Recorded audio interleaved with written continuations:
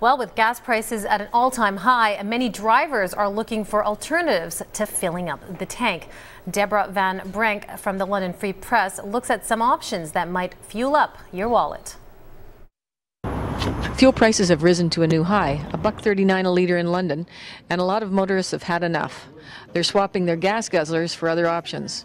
Electric scooters and electric bicycles are turning into hot sellers. Oh, we're getting real busy with the high gas prices and the nice, beautiful weather we're getting now. The pedal-assisted ones cost about $2 or $3 grand, while the scooter types are about $2,000. Yeah, if you're just going back and forth to work or getting some groceries from the corner store, it's a perfect thing to use. Gas-powered scooters, they cost about $15 to fill a tank, are also popular options at the store. Some drivers have downsized to one-car households, and a few have abandoned their four-wheelers entirely in favor of bicycles. Plenty of people are also taking the bus, also in record numbers. London Transit ridership is now higher than it's been at any time in the past 4 years. Spring weather makes it a whole lot easier to explore options that don't include a stop at the gas pumps. Gas analysts say prices aren't likely to drop anytime soon. For the London Free Press, I'm Deborah Van Brink. And coming up on First Look, surging floodwaters and rising gas prices, a double whammy for Canadians. Up next.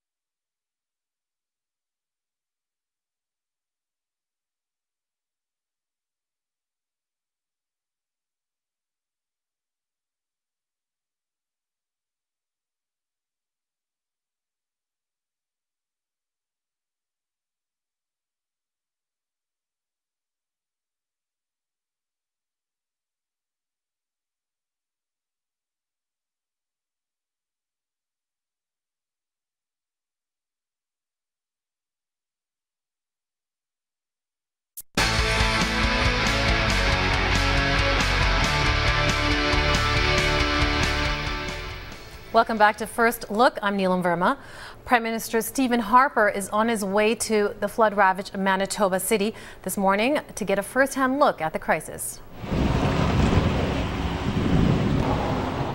Crews are still building sandbag barriers around the city of Brandon, where around 1,200 people have already been evacuated on the south side of the Assiniboine River.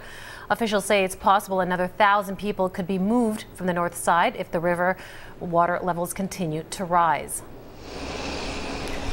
Up and away. Disgruntled motorists aren't too happy as gas prices continue to soar across the country.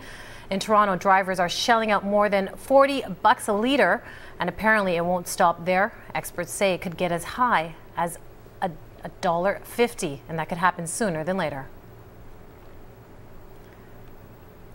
And is there anything Ottawa can do to ease the pain? Well, let's check in with Brigitte Pellerin in Ottawa. Good morning, Brigitte. Good morning. A very popular thing to do would be to lower the taxes on the price of gas, certainly. It varies greatly by province, but as a rule, you can bet that about a third of the price that you pay at the pump is composed of taxes. Some province even put a tax on a tax because they add a sales tax to the overall price after the excise tax. So there's a lot of taxes in the price of gas.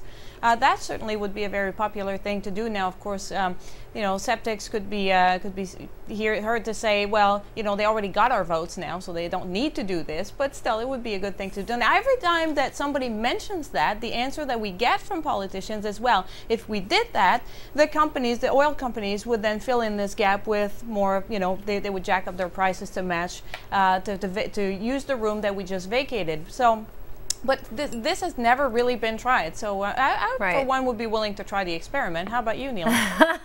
Let's try it. Anything to help our gas prices go down, I'm game for.